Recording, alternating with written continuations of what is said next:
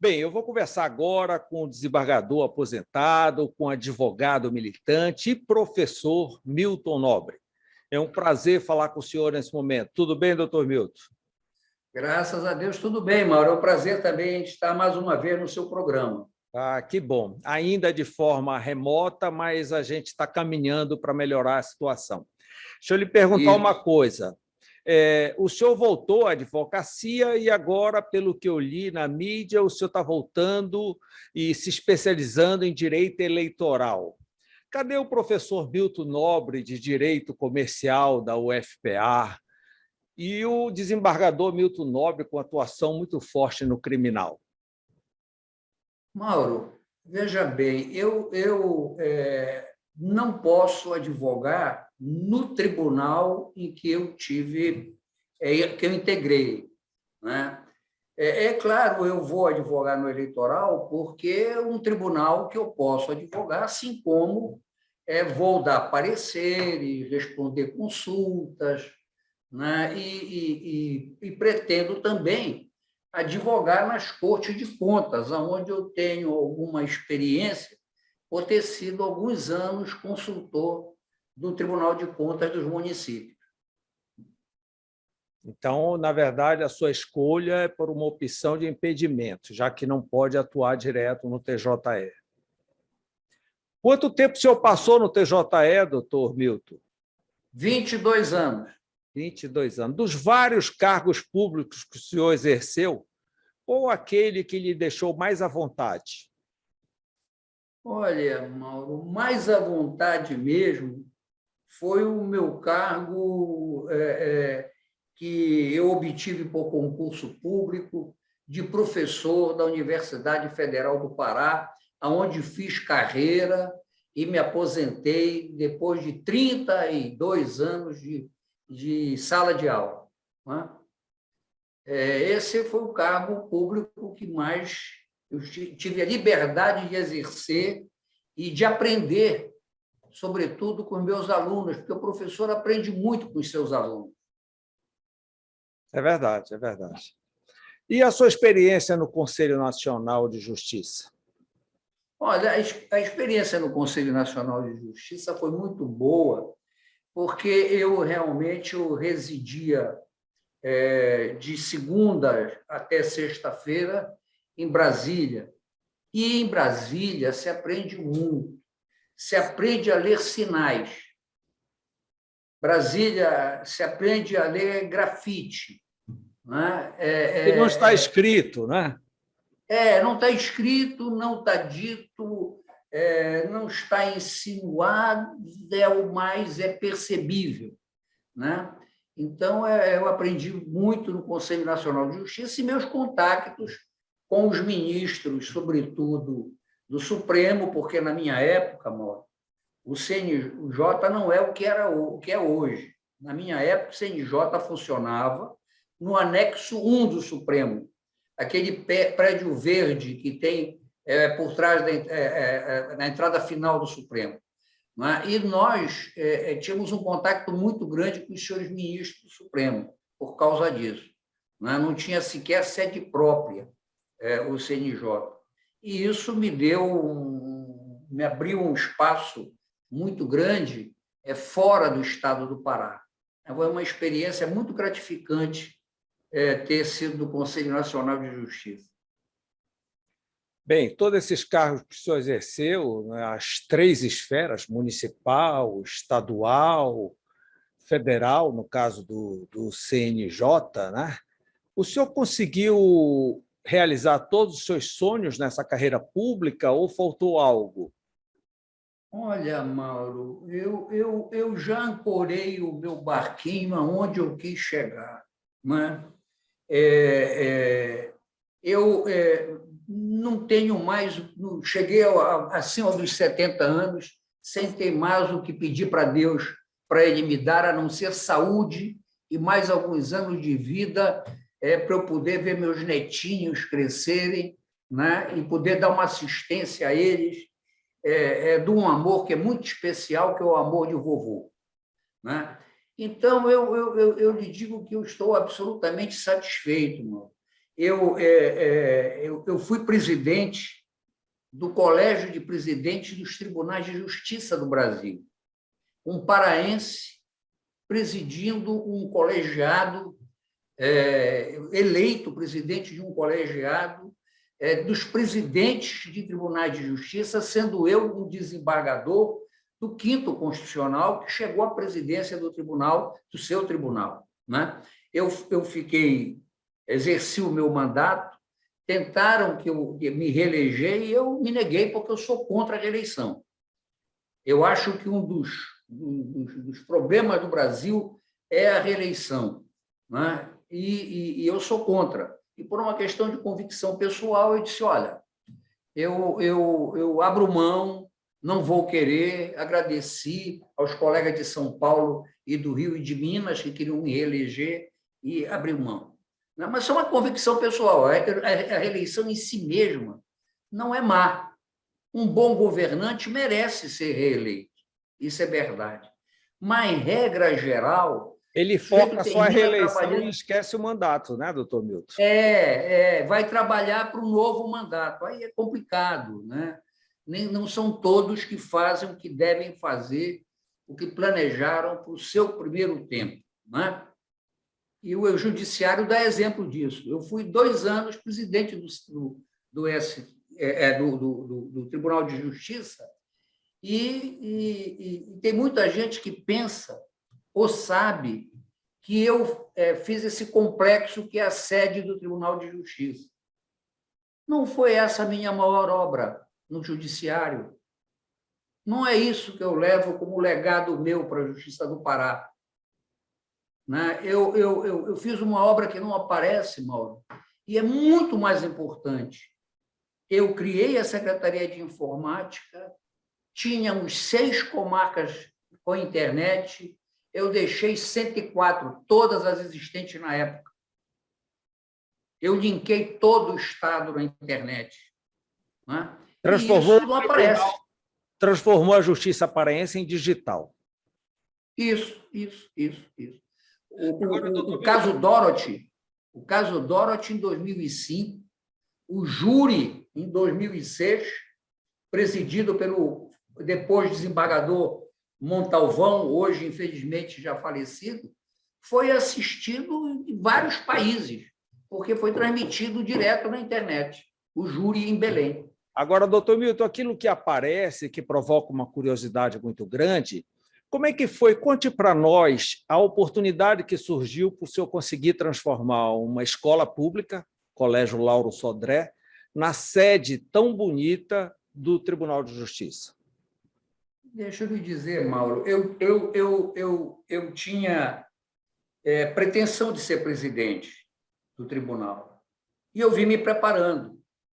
Quando eu fui eleito vice-presidente, eu comecei o meu planejamento para, no primeiro dia de mandato, começar executando.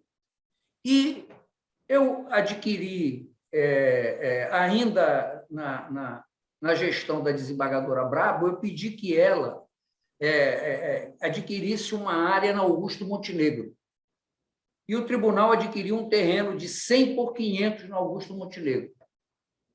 Eu consegui os projetos todos para fazer o tribunal, porque a minha intenção era separar o tribunal da comarca de Belém, da comarca da capital. Eu objetivava dar personalidade à comarca da capital também, e separar o tribunal daquela conurbação, digamos assim, de espaço que existia com a comarca. O centro histórico, é verdade. Exatamente. Mauro, eu levei o projeto, eu consegui o projeto, né? Até na época, com a ajuda de alguns arquitetos do STJ, eu consegui o projeto e levei para conversar com o governador. O Lauro Sodré tinha arriado um lado dele e estava sendo restaurado pelo governo do Estado. E quando eu conversei com o então governador, ele me perguntou, você não quer ficar com o Lauro Sodré? Eu disse, eu vou olhar. E levei a desembargadora Sônia Parente comigo e nós fomos lá olhar. A desembargadora era muito conhecedora de arte, né? Uma mulher muito culta. E ela olhou para mim e disse: mas, Milton, você tem coragem de assumir isso? Eu disse: coragem eu tenho, eu preciso da ajuda de vocês. Né?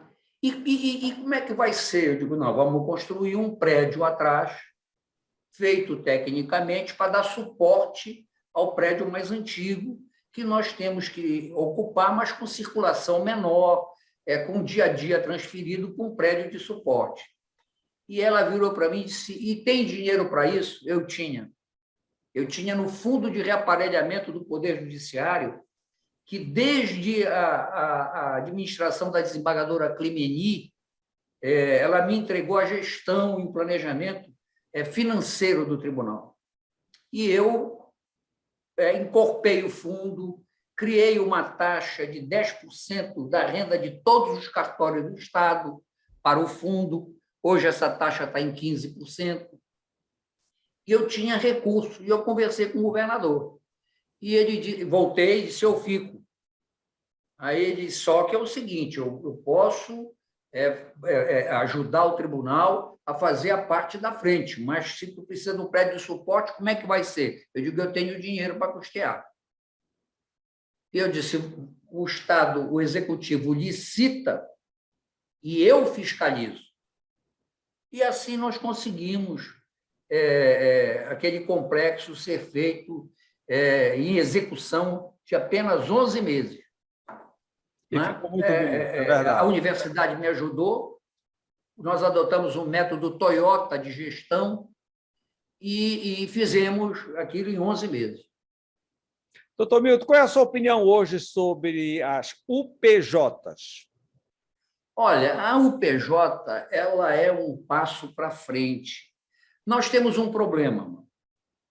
Os romanos, e isso é adotado no direito inglês hoje, diziam: non quieta movere. Não se mexe no que está quieto. Qualquer mudança incomoda.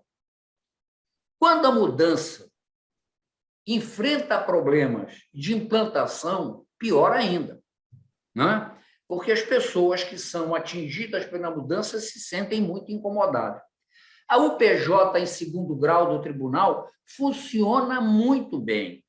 A UPJ, na verdade, ela, se tiver finalizar a sua gestão, a transformação de todos os processos de físicos em digitais, certo? Ela vai aliviar. O que eu acho hoje, mano, é que a advocacia tem razão quando reclama das condições hoje do Fórum da Capital. O tribunal tem uma data, tem um encontro marcado em data futura em construir um fórum civil novo e um fórum criminal novo e sair da Cidade Velha. Quero lhe dizer que, a meu sentir, isso não é difícil. Acho que, por exemplo, pode-se negociar com o atual Fórum da Capital, com o próprio Poder Executivo, para ele fazer um hospital da Cidade Velha de referência, que não tem nenhum. Não existe, Mauro. Nada melhor do que fórum e hotel para transformar em hospital. E a Cidade Velha não tem nenhum hospital público de referência. Então, o tribunal pode começar a negociar. Eu tenho sugerido isso. Agora, eu estou de fora, não posso mais falar para os colegas, mas eu sugeri enquanto ainda era desembargador. Sobretudo porque o governador atual do Pará é muito dinâmico e topa projeto de desafio. Então, veja, aquele fórum nosso hoje dá um belo hospital para a Cidade Velha, que não tem nenhum. Aliás, Cidade Velha e centro da cidade, né? Entendeu? Nós temos mais problema aí do que o PJ. O PJ está em implantação, ela incomodou, mas eu acho que, no final, vão elogiar. Em segundo grau, ela funciona bem. Pelo que eu vi na campanha da OAB, incomodou muito. Por falar em campanha de OAB, doutor Milton, as urnas deixaram um recado. Existe uma gestão da OAB Belém e uma gestão da OAB Interior, o senhor não acha? Olha, Mauro, veja bem, a ordem ficou complicada. Quando eu fui presidente da ordem, o número era bem menor. O número de subseções no interior, menor ainda. Né? A administração era menos complexa do que é hoje. Né? E o eleitorado do interior, não só na ordem, ele é muito decisivo no Estado. Né? Ora, se o presidente é reeleito e passa 6 anos na gestão, ele tem tudo para afagar o interior e, portanto, fazer seu candidato ser mais do que normal. Você viu que Belém, né, detonou de um lado e depois revirou no interior.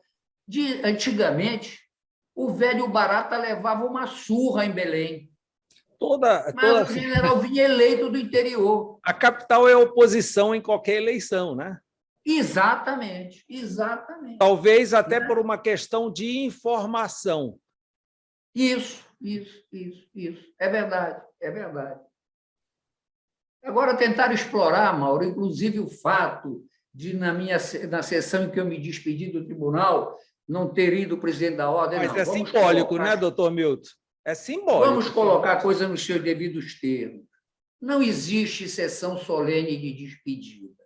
O presidente da ordem só é chamado a falar no tribunal sem direito a ser interrompido, com direito, aliás, de não ser interrompido na abertura do ano judiciário ou por uma faculdade do presidente, resolve dar a palavra numa sessão solene de posse. No caso, era uma sessão ordinária. O Ministério Público está presente em todas, porque ele opera como custos legis no tribunal. É uma questão da lei. É uma questão de simbolismo. Ali estavam ex-presidentes da OAB Pará, ali estavam representantes do 5º Constitucional. A OAB teria que se fazer presente. Mas olha, Mauro, eu entendo, era em cima de campanha, entendeu? E eu fui muito bem recebido pelo doutor Alberto Campos e pela diretoria dele quando eu fui lá para dizer que eu ia me aposentar.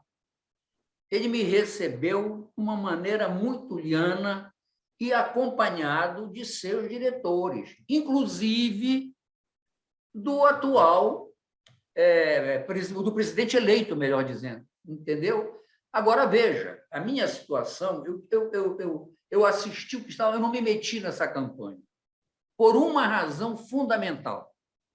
Eu sou o único, Mauro, ex-presidente da ordem, que tem voz e voto no Conselho. Depois de mim, ninguém mais tem voto, ex-presidente no Conselho, só tem voz. Porque eu ainda sou regido pela Lei 4215, que é o estatuto anterior. E como eu tinha o direito adquirido de voz e voto, quando veio o novo estatuto, eu não perdi esse direito. Né? E sou o único. Não é? Porque nenhum outro mais pegou a época da Lei 4215. Aí, por causa disso, eu devo tudo à minha advocacia, a ter sido advogado. Né? Eu cometi muitos erros na minha vida, Mauro, como todo mundo comete.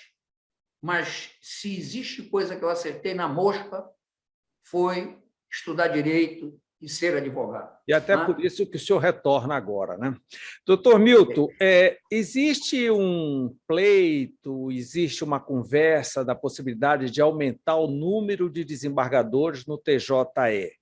Qual é a sua opinião a respeito? Eu sou absolutamente a favor.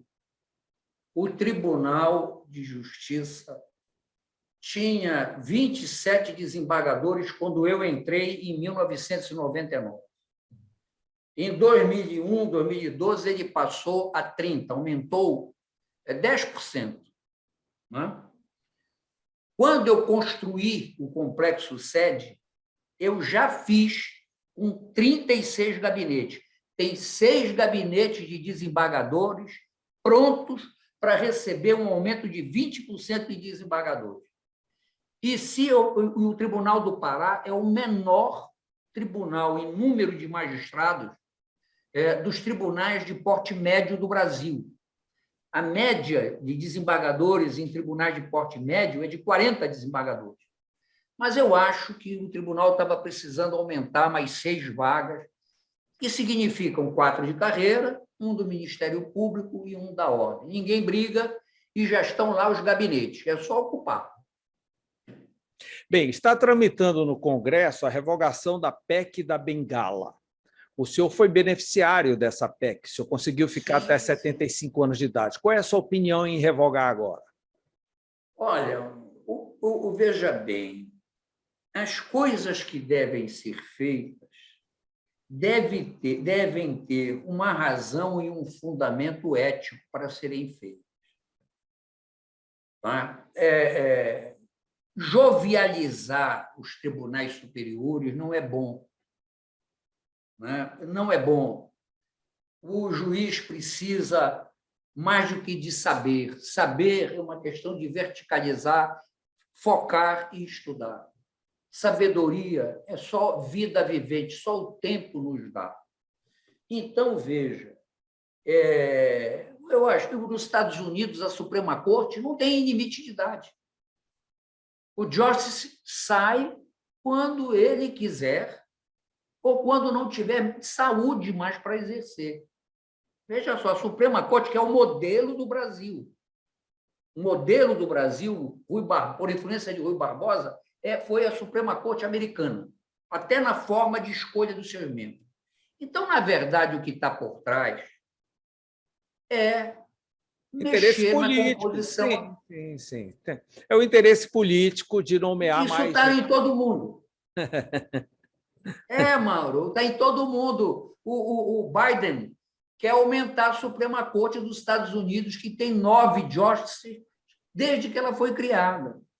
E ele agora quer aumentar mais 4 vagas na Suprema Corte americana. É jogo de poder, né? Nós tivemos os séculos do executivo, né? Dos reis, dos imperadores, dos ditadores. Tivemos o século dos parlamentos, né? E hoje parece que o século obriga a se ouvir a razão fundamentada. Existe, Mauro, uma bobagem que se diz por aí, tem que ter legitimidade do voto. É verdade. O voto legitima o investido, que recebe o mandato. Mas não é só o voto. Não é? Existe a chamada legitimidade secundária, que é a do fundamento de dizer. E os juízes não fazem escolhas. Os juízes proferem decisões.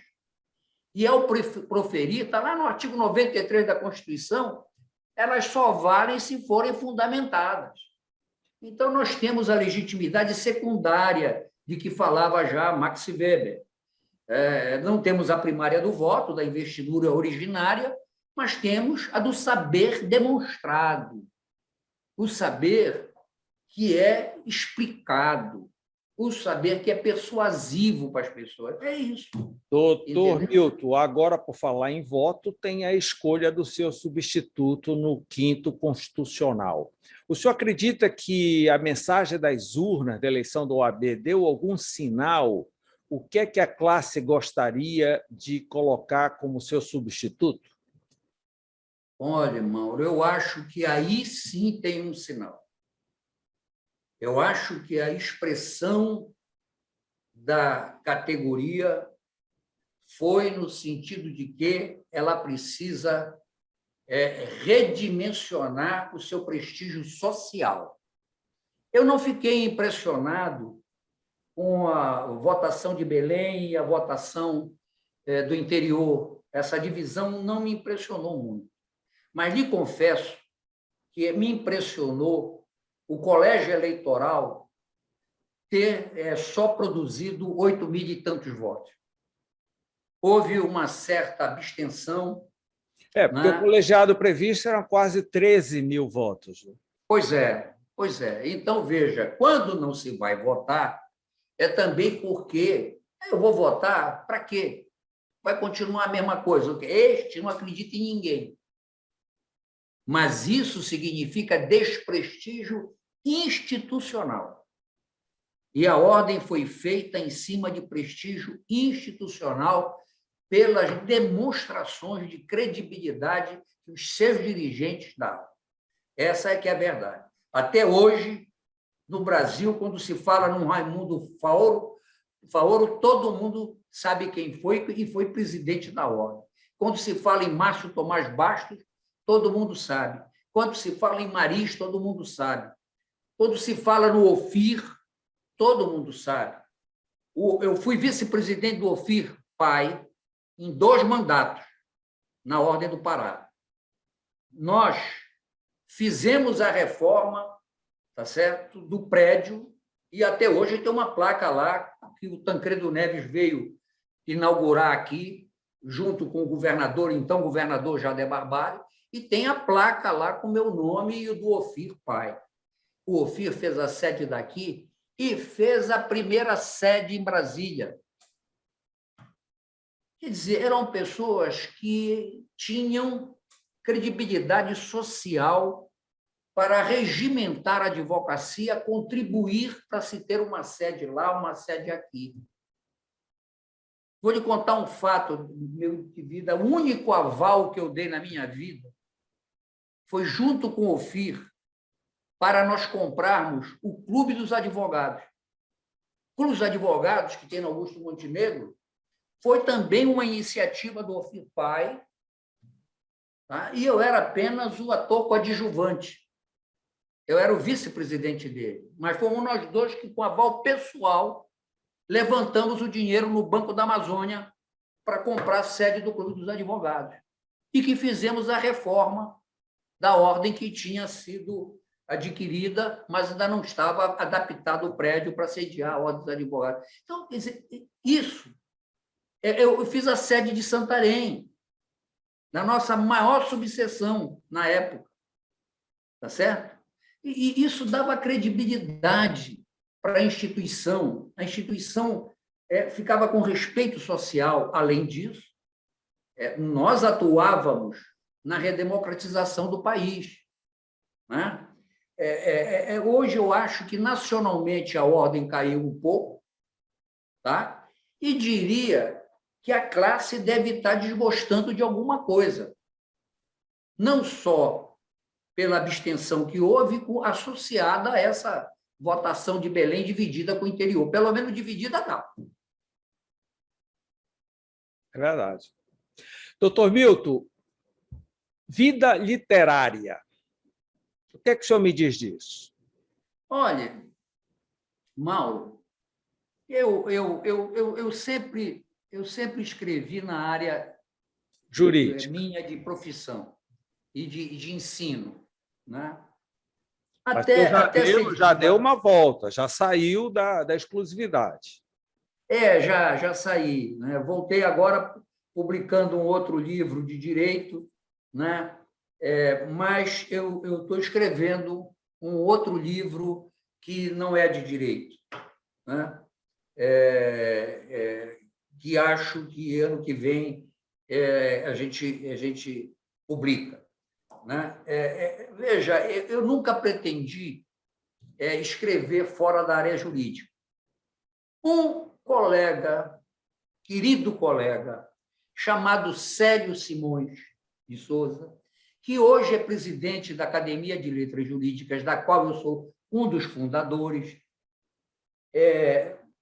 Milton, tu gosta de contar história.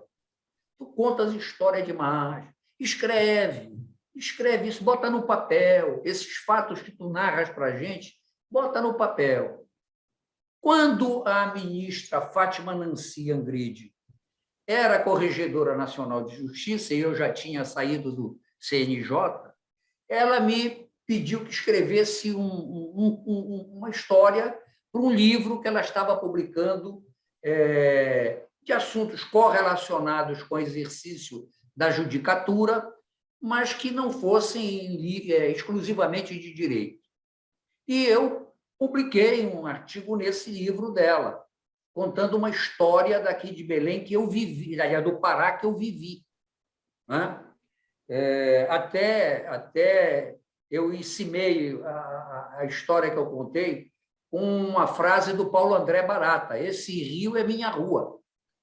Né? E escrevi sobre um assunto relativo ao município de Curralinho, no interior, aonde eu cheguei de avião e não tinha carro para me levar para o fórum, e o juiz me levou na ambulância, porque, além da ambulância, só tinha carro de lixo. Aí você já imagina a asepsia dessa ambulância.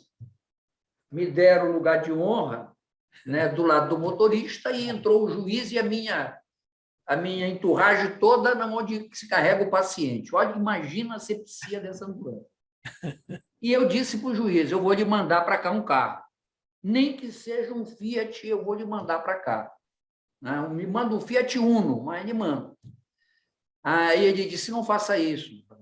Me mande um Cascozinho, um motor de polpa, porque aqui é tudo por dentro dos igarapés que o oficial de justiça trabalha. E eu contei essa história. Foi a primeira vez que eu não tratei de direito. E o Célio, Milton publica. Aí eu comecei a escrever e publiquei o Declamador. Mas aonde eu digo que eu já cheguei com a minha canoa aonde eu queria chegar. Eu não tenho pretensões, tá certo, de espaços acadêmicos. Quer dizer que a Academia Paraense de Letras não está no radar? Não, no meu radar não, nunca esteve. Veja bem, tem pessoas com muito mais mérito literário do que eu, que merecem estar com assento lá. Embora juristas tenham estado lá, né, como é o caso do meu mestre, o professor Daniel Coelho de Souza. Mauro, existe no meu dicionário uma palavra chamada gratidão. O doutor Daniel sempre me incentivou muito. E o único fórum cível de capital no Brasil que tem nome de um professor de direito exclusivamente sem ter nada com a magistratura é o do Pará. É o de Belém do Pará. É Fórum Professor Dr. Daniel Coelho de Souza, né? Que eu propus e os meus colegas aceitaram. Né? Para você ver o prestígio, né? E o simbolismo da vida do mestre Daniel. Né?